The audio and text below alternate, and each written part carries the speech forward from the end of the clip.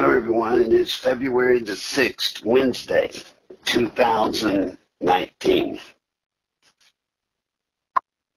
I've been trying to get you prepared, or should I say warned, about the possibility of these illegal immigrants providing a cover for what I would call insurgents. And as I have told you in the other programs, if the government is saying there's 20 million illegals in this country right now, using that figure and just taking 10% of them having nefarious intentions, that's 2 million running around in this country right now that could be planning to do us harm. You know, I've told you what the history of this is when I'm so worried about it, about what I saw in Nicaragua, what I've seen in other places, how this is following the patterns of other countries. And although I can't tell you with certainty that it's coming, I think it only prudent to try to get y'all warned so that at least you can pay attention, look at the signs yourself, and be aware. But being aware is not enough.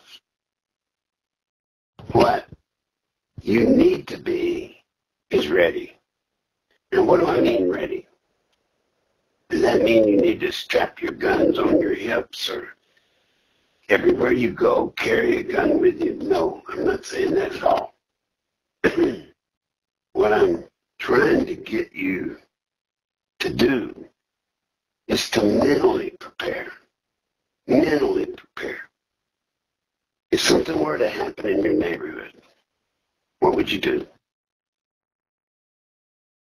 Imagine in your neighborhood some night coming up, you hear a ruckus. You look outside and here's this gang of like 20 young men shooting off guns, going crazy, rousting people from out of their homes, and then getting them out in the street and killing them. Killing your neighbors, just shooting them down, or cutting them up, butchering them up. I know that's hard for you to imagine. I know you can't even get your brain to wrap around that vision, that concept. But you need to. Because if it goes down, it will not be pretty. If it happens, folks, it will not be the movies. If it happens, it will be real. And the goal of these insurgents, the purpose is for them to spread terror and to use terror to put you in submission, your community in submission. Now, how hard would it be if this happened? How hard would it be in your community to shut your community down? How hard would it be? Well, number one, a young group of men, young men, that have had minimal training. I'm not talking about training them like our Green Berets or SEALs. I'm talking about just minimal training, task training. They could get to your waterworks, your water department, poison your water, or contaminate it. Then what would you do? He said, well, we've got police. As I've told you in the other program, what they will do if they pull this off, they will hit a whole bunch of cities and towns at one time.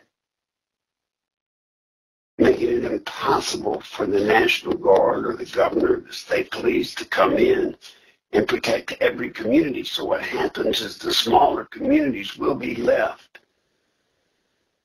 to take care of themselves. So that means what you have in your community, if you're one of the unfortunate people living in a small community, the problem you're going to have is how big is your police force? How well armed are they? How well trained are they? How many? You see, I believe, thanks to the laws that we have allowed our politicians to enact over the past years, have facilitated so that the bad guys can get guns galore. They have no problem getting guns. It's the honest American everyday citizen that's being punished and has trouble getting guns and has to jump through every hoop there is. So the police would easily be outgunned. And you can expect also that as they plan this action, your police would be outnumbered. That's where you come in. You've got to help. You've got to be in a position to help. I don't mean go riding around in police cars. But folks, you've got to be able to protect yourself and your family and your property. It would get down to you. Now, back to this horrible vision of a theoretical attack. Here they are at the end of your neighborhood, coming down the street, dragging neighbors out of their homes, torturing them and shooting them, killing them, raping the young girls. And they get ever closer to your house. Ever closer. What are you going to do? Are you prepared for that? Or are you going to just roll over and give up? You see, in this situation, if it occurs, and I say if it occurs, you better get ready for reality. Reality is you can't hold your hands up and say, I surrender. You can't say time out. That won't do you any good. So what do? Well, you don't do anything that day. If that day's coming in the future, if you don't prepare for it today, what you do in the future will not matter.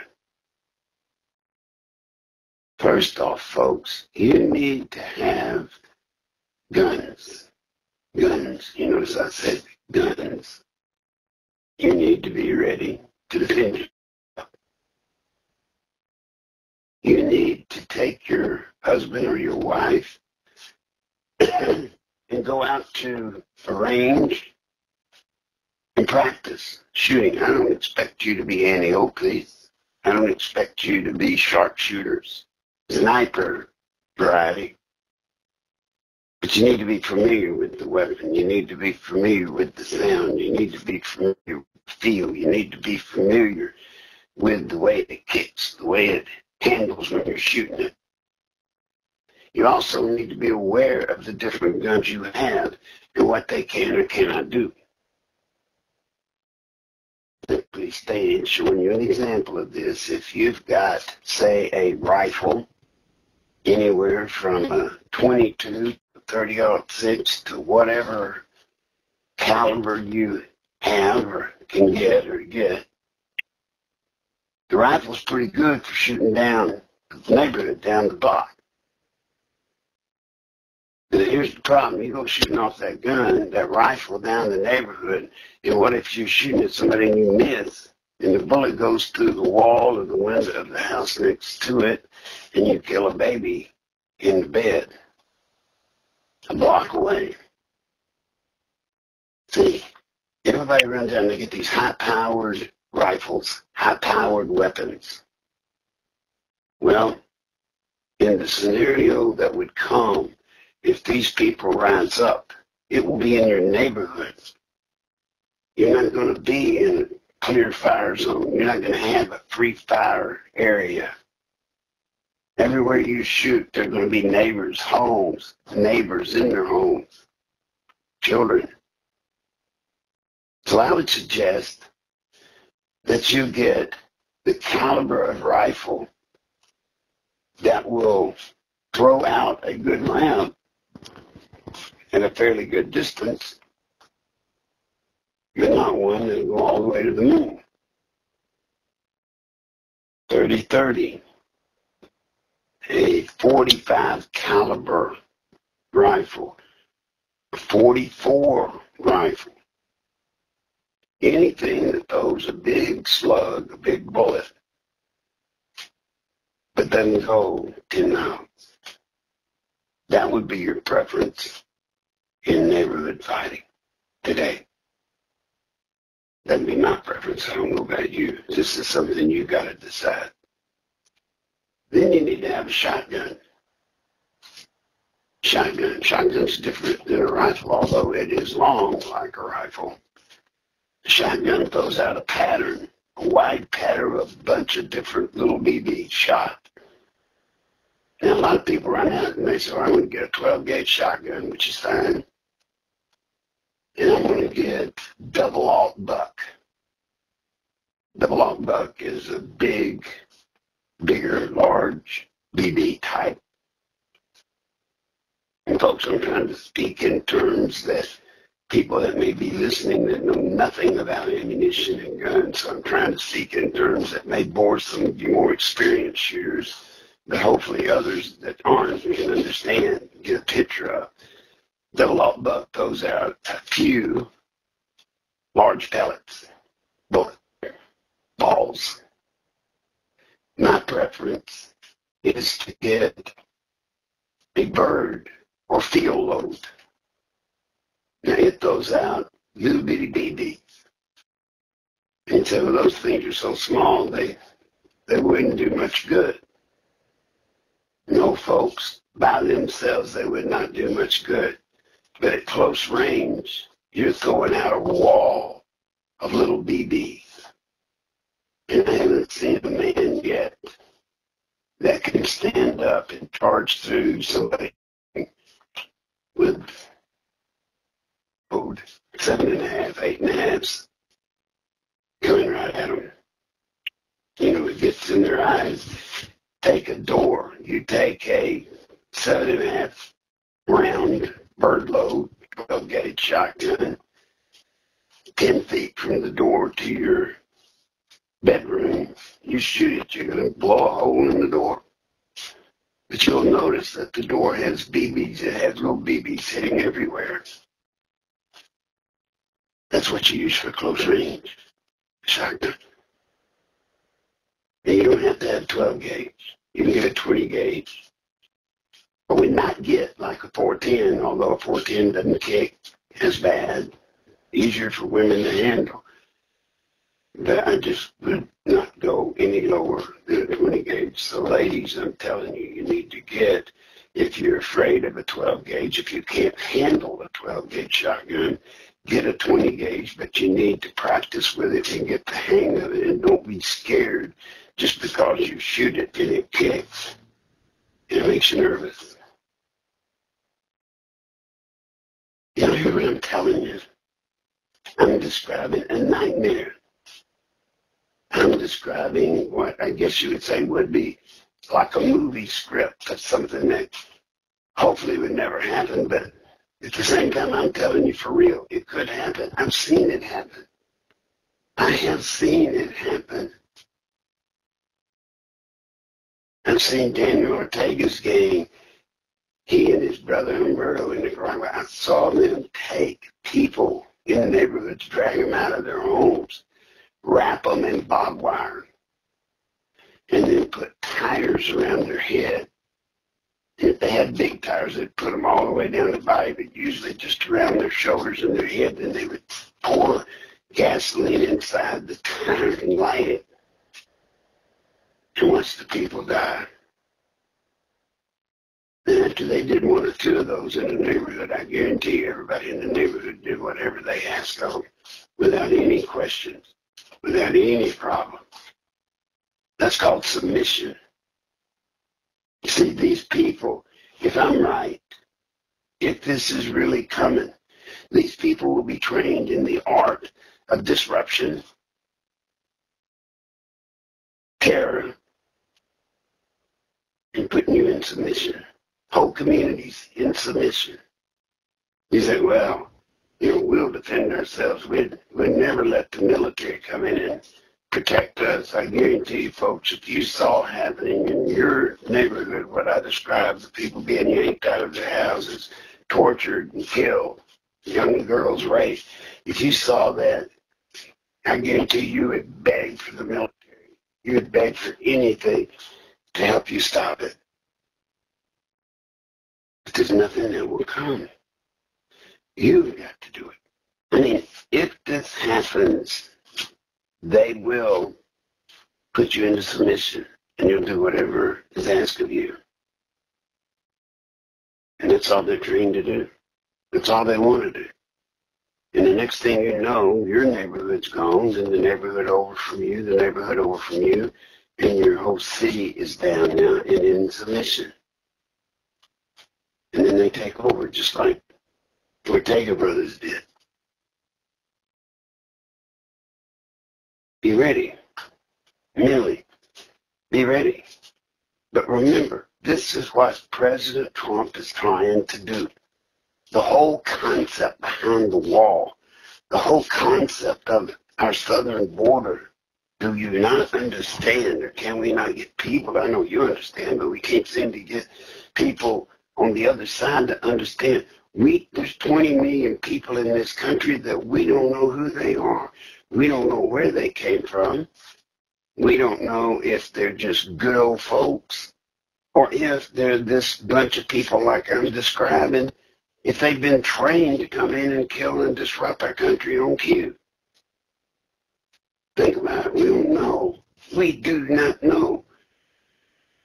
And that's bad. We got 20 million, but what is insane, what is absolutely insane, is that tens of thousands of them are coming in each month. Still. Every month. We've got to stop it. Folks, I've got you calling and reading a script to your congressmen and your senators. You must keep doing that. I know some of you are getting tired of it. I know certainly some of the congressmen senators are getting tired of you calling. But you're to keep calling the rest of this week and next week. You're to keep calling. Make them feel the heat. Make them know we're there. Make them know. Make them support President Trump. This game of politics that's being played in Washington by Pelosi and Schumer and Cortez and all of them. This stupid game. It's funny. It's politics. I get it. But I also understand it's dangerous. It's our lives they're messing with. It's our form of government. It's our way of life they're messing with. Then we've got martial law. Let's say it gets so bad. Let's say it gets so bad that jigs up, got to call martial law. Martial law basically turns the president into a dictator. He's the leader. He's the king. So can you imagine us going into martial law with President Trump? I mean, true, our form of government is destroyed the minute you go to martial law. We're not the constitutional America we used to be. But that's when you got to gamble. Is the man that's president or woman that's president, are they trustworthy enough to take that much power, deal with the crisis at hand, and when the crisis is over, turn it back to the people? Would you rather have Donald Trump do that or say someone like Obama or Hillary? Who would you want to entrust that much power to? For most of the people listening to me, I think that answer is pretty clear. We certainly don't want it to anybody.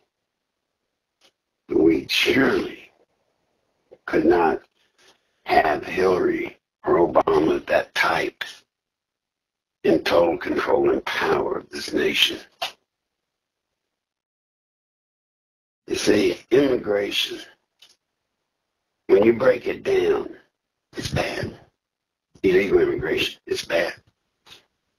You know, here I am describing new scenarios where there could be illegal immigrants here to the tune of a couple of million that have a part of a plan. They're a part of a plan to come in, disrupt, and destroy America and take it over. That's a possibility. And if you look at the signs, if you read the signs and compare them to history, big deal, history. If you compare it to history, you get worried, like I am. And here we are talking about martial law. Can you imagine? You can't even imagine what America would look like and be, what your family would go through, what your children would go through, how life would be if we had to get martial law declared.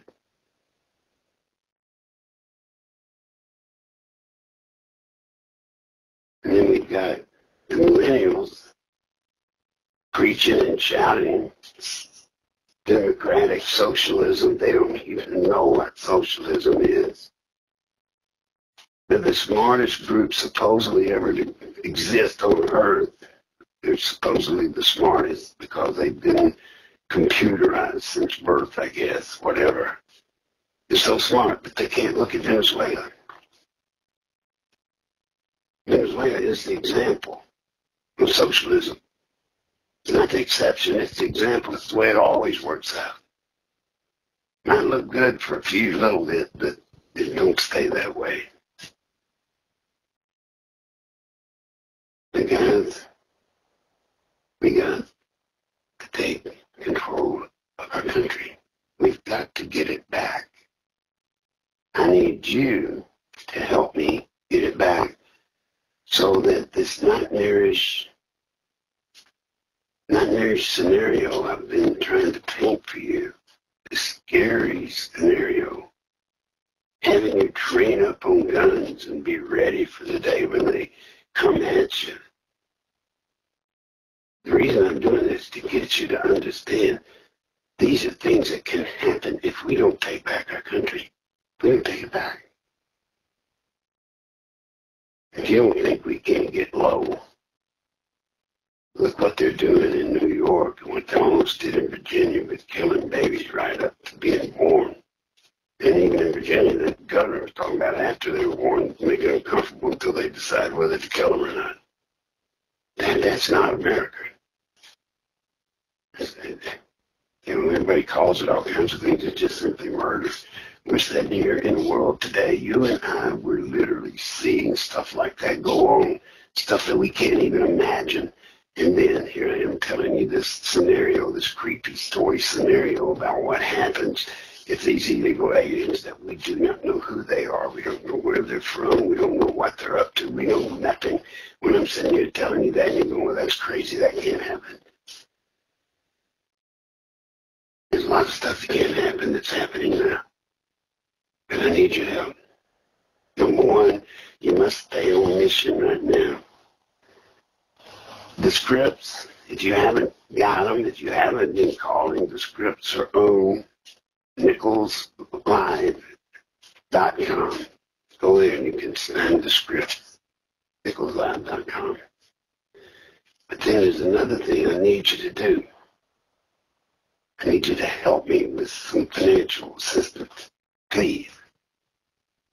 Not many people have been doing anything. Matter of fact, just a couple of three. I mean, literally, a couple of three. Folks, I need your help. I'm trying to hold everything together. I'm trying to keep us in a position where I can stay on talking to you, deal with the stuff I've got to deal with, to find out what's going on, and keep in touch with the people I've got to be in touch with so that I can keep you posted on what's happening, the truth, real stuff. I kind of have your help. Will you please go to PayPal NicholsLive@AOL.com. Now, please, NicholsLive@AOL.com. If you don't have PayPal, go to NicholsLive.com, and there you can see other ways that you can contribute. Will you do that, please? You know, we've been saying never socialism here. That's our mantra. That's what we're going to do. We're going to be all over never socialism. I was proud to see President Trump last night in his speech say those exact words, never socialism. And you just have to wonder how did it seem so odd that we're saying never socialism and he said it in that speech. I'll let you guess or let your imagination run, whatever. But we can never let socialism exist in this country. Never. Never socialism. Never, never, never socialism. Not here, not now, not in this country. So if you will, help me today. Go to PayPal, please. I'd love to see 100 of you send something. Just 100 of you, not 2, not 1, not 3. 100, you're out there, you're hearing this. Can you help? It's serious. The work that's being done and got to be done. So all of this, I ask you, please help. And remember, make the phone calls. Keep that hot and going. Even if you're tired, even if you think you're not doing any good, you are. Above all else, remember, never socialism.